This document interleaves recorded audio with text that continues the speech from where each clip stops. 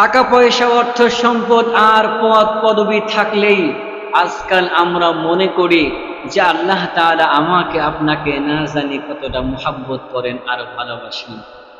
আর যাদের টাকা নাই, পয়সা নাই, অর্থ সম্পদ কোনো কিছুই নাই, আমরা তখন আফসোস করে বলি যে আল্লাহ তাআলা আমাকে মনে হয় মুহাব্বত করেন না, ভালোবাসেন না। আসলেই টাকা পয়সা অর্থ সম্পদ আর পদ পদবি থাকলেই যদি আল্লাহ তাআলার মুহাব্বত আর ভালোবাসার বহির্প্রকাশ হইত, তাহলে আল্লাহ তাআলা নমরুদকে এত বড় সুপ্রিম পাওয়ার দিতেন না, ফিরআউনকে আল্লাহ তাআলা এত বড় শক্তিশালী বানাইতেন না, কারুনকে আল্লাহ তাআলা এত সম্পদ দান করতেন না। বলা হয় যে কারুনকে এত এত সম্পদ দেওয়া হয়েছিল, এত এত কারি কারি মাল আল্লাহ তাআলা কারুনকে দিয়েছিলেন যে তৎকালীন জামানার অন্যান্য লোকেরা বলা বলি করত আর আফসোস করত যে আল্লাহ তাআলা কারুনকে না জানি কত মুহাব্বত করেন আর ভালোবাসেন। আল্লাহ তাআলা কারুনকে মুহাব্বত করেন বিধায় কারুনকে এত সম্পদ দিয়েছেন। কিন্তু না, মুসা পয়গম্বরকে আল্লাহ তাআলা পাঠায়া দিলেন, যাও যাও কারুনের কাছে যাও, সে যেন তার সম্পদের যাকাত আদায়। আল্লাহ রাব্বুল আলামিন মুসা পয়গম্বরকে ডাক দিয়া বললেন, যাও যাও কারুনের কাছে যাও, আমি আল্লাহ রাব্বুল আলামিন কারুনকে যে সম্পদ দান করেছি সে যেন তার ওই সম্পদের যাকাত আদায় করে।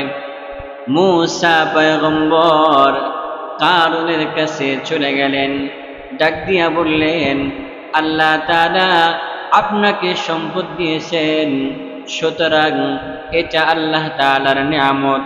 এই নিয়ামত আল্লাহ তাআলা সবাইকে দান করেন না।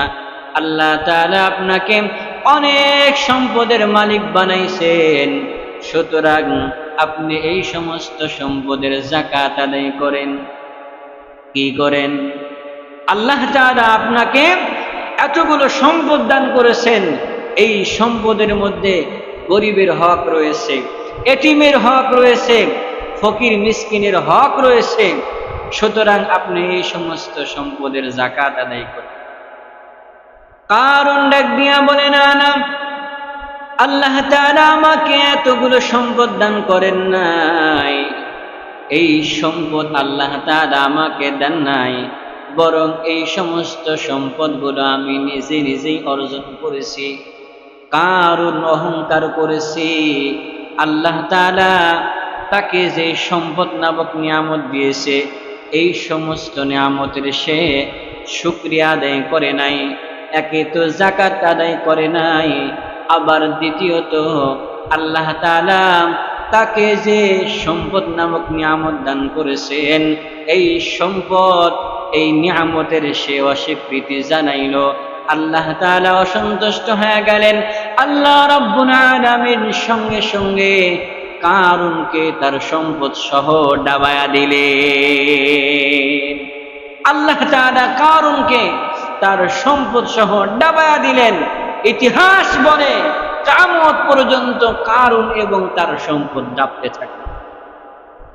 কিছুদিন পূর্বে যখন তারা কারুনের সম্পদ দেখল, যারা বলেছিল যে আল্লাহ তাআলা কারুনকে মুহাব্বত করে এতগুলো সম্পদ দান করেছেন, যখন কারুন এবং তার সম্পদকে ডাবতে দেখল, এখন তারা বলল যে না না, আল্লাহ তাআলা কারুনকে মুহাব্বত করেন না, বরং মূলত পক্ষে আল্লাহ তাআলা আমাদেরকেই মুহাব্বত করে। এই জন্যে মনে রাখতে হবে যে টাকা পয়সা অর্থ সম্পদ আর পদ পদবি থাকলেই যে আল্লাহ তাআলা আমাকে মুহাব্বত করেন আর ভালোবাসেন, বিষয়টা কিন্তু এরকম না। আল্লাহ তাআলা মাঝে মধ্যে সম্পদ দিয়া বান্দাকে পরীক্ষা করেন, বান্দাকে ক্ষমতা দিয়া পরীক্ষা করেন, এলাকার মেম্বার বানায়, এলাকার চেয়ারম্যান বানায়। আল্লাহ তাআলা মেম্বার চেয়ারম্যান বানায়া বান্দাকে পরীক্ষা করে, দেখি আমার বান্দা ক্ষমতা পাওয়ার পর আমি আল্লাহ তাআলাকে স্মরণ করে কিনা। দেখি আমার বান্দা দুনিয়ার এই সমস্ত পদবি পাওয়ার পর এতিম ফকির মিসকিনদেরকে এদের প্রতি সাহায্য সহযোগিতার হাত বাড়ায় কিনা।